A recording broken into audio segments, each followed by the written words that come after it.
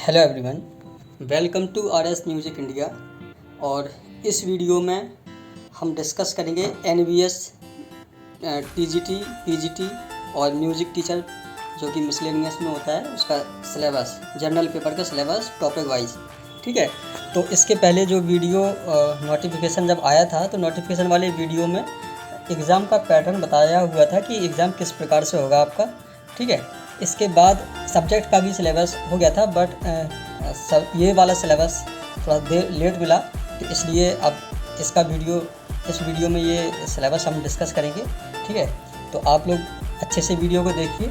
और वीडियो शुरू करने से पहले आप लोगों से बस इतना ही कहना है कि अगर आप चैनल पर नए हैं तो चैनल को सब्सक्राइब करें, बेल आइकन प्रेस करके ऑल नोटिफिकेशन को प्रेस कर लें, जिससे कि आने वाले सभी वीडियो के नोटिफिकेशन आपको मिल सकें।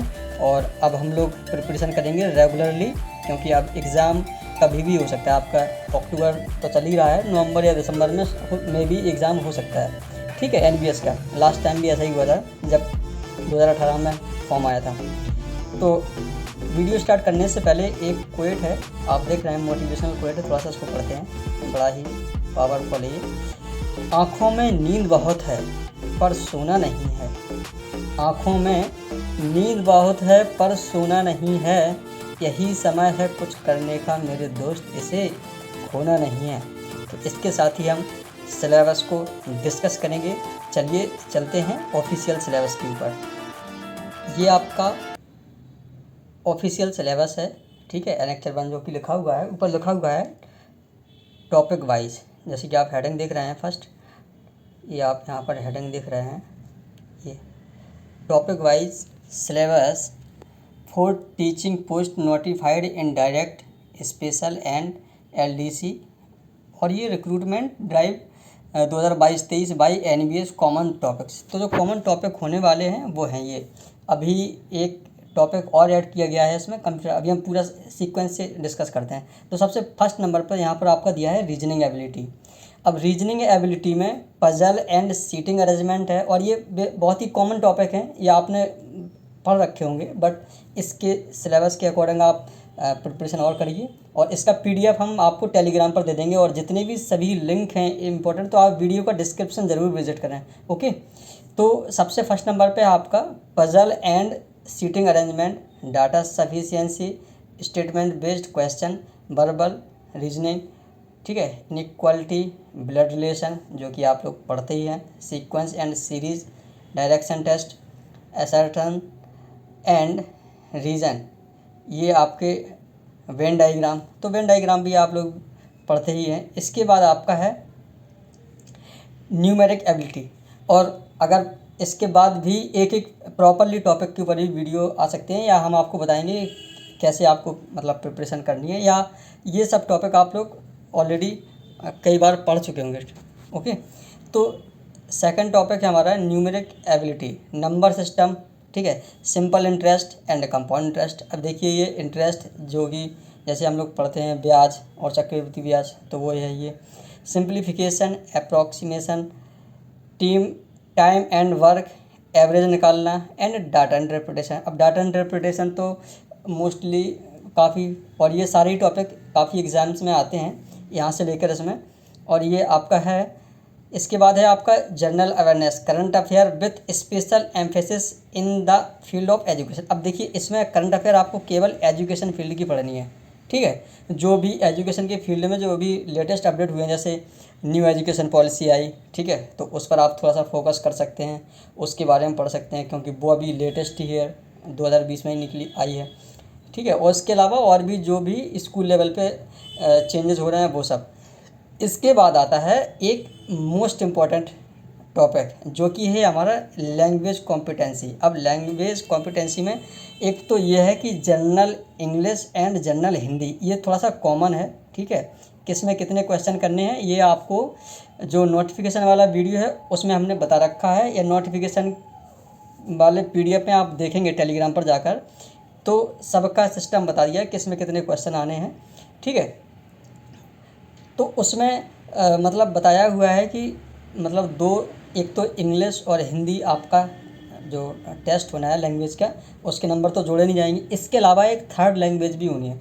अब जो थर्ड लैंग्वेज जो भी आपने सेलेक्ट कर रखी होगी, जैसे हम लोग हिंदी भाषी हैं तो हिंदी करेंगे, या किसी को इंग्लिश करनी है, तो वो केवल टीजीटी लेवल तक है।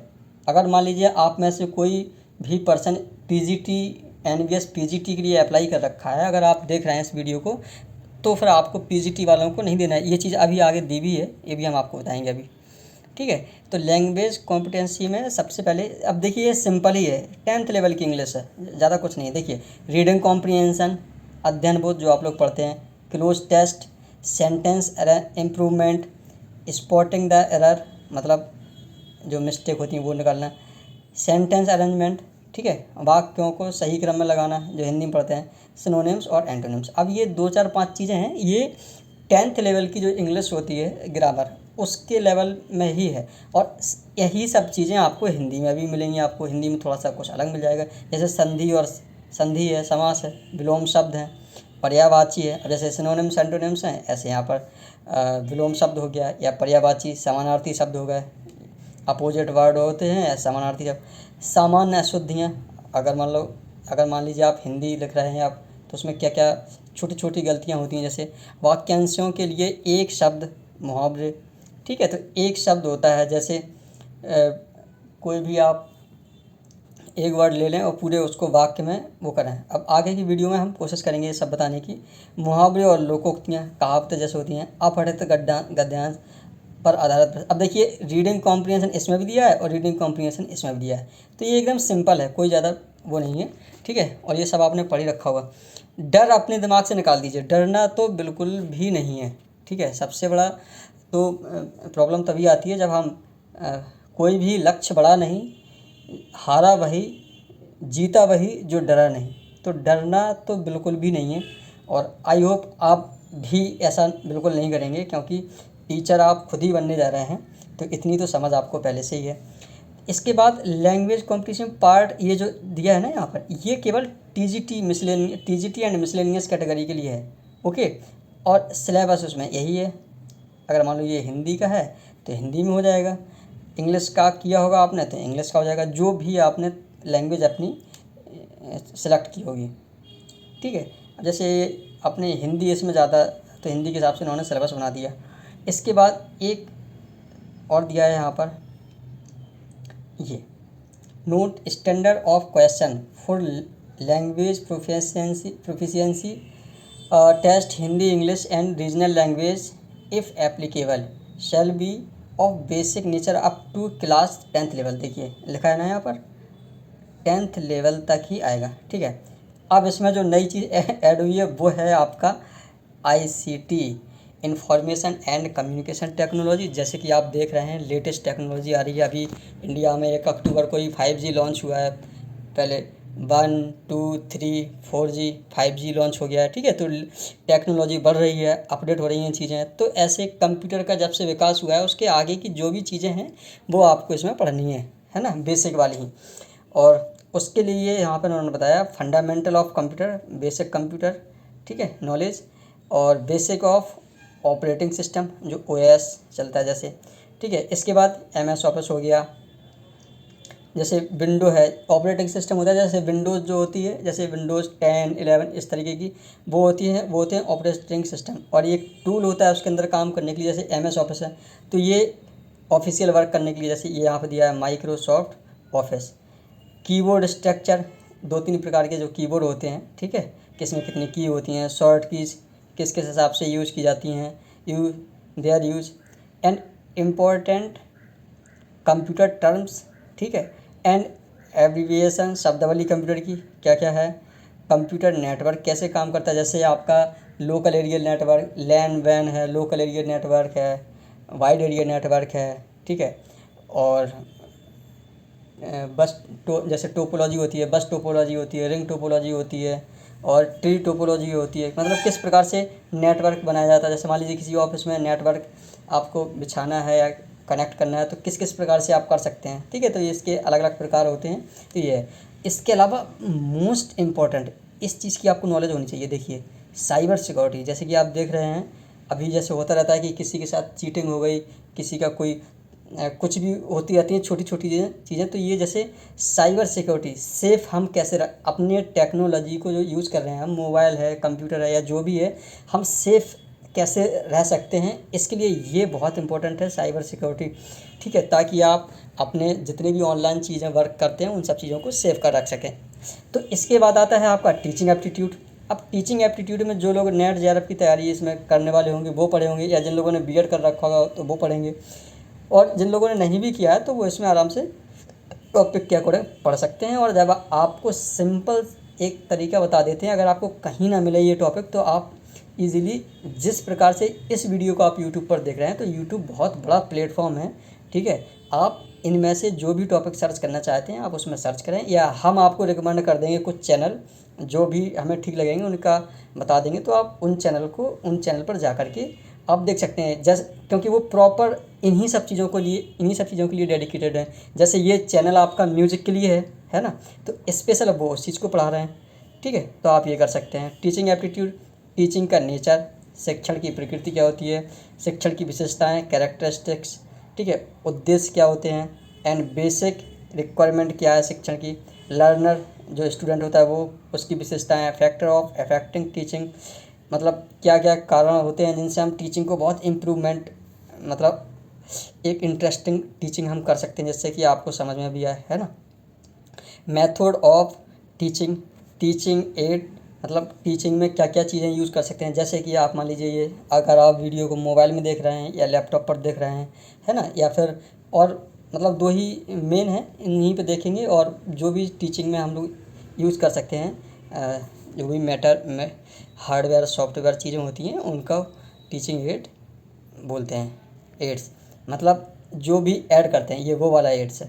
ठीक है, एवोल्यूशन सिस्टम, तो शिक्षण मतलब मूल्यांकन किस प्रकार होता है, जो हम लोग, जैसे कि अभी हम लोग जिस एग्ज़ाम की तैयारी कर रहे हैं या क्लास में जो सिलेबस के अकॉर्डिंग पढ़ाई होती है, ठीक है, एकेडमिक पढ़ाई, उसका मूल्यांकन किस प्रकार से होता है, तो इन सब चीज़ों के बारे में आप इसमें शिक्षण में पढ़ेंगे। तो ये आपका सिलेबस था।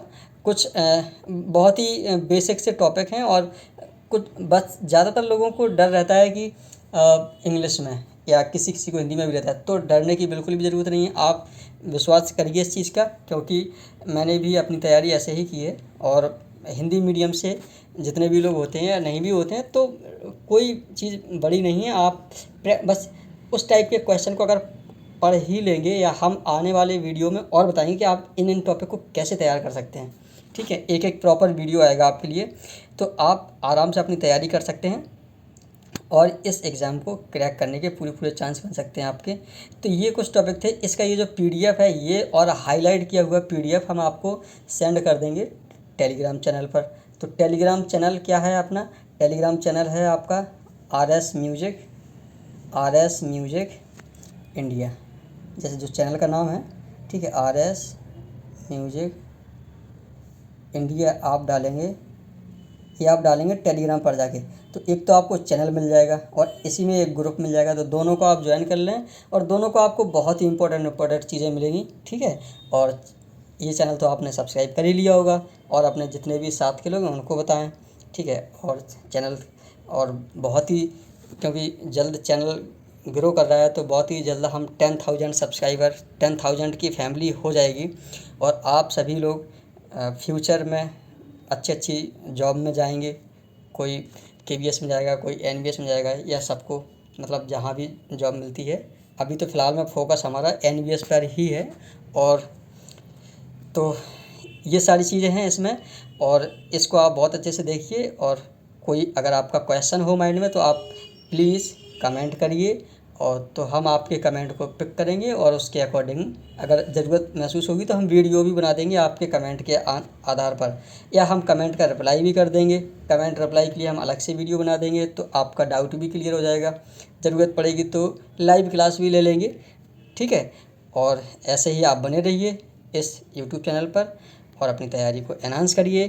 फिर मिलते हैं किसी वीडियो में, तब तक के लिए thank you very much, wish you all the best.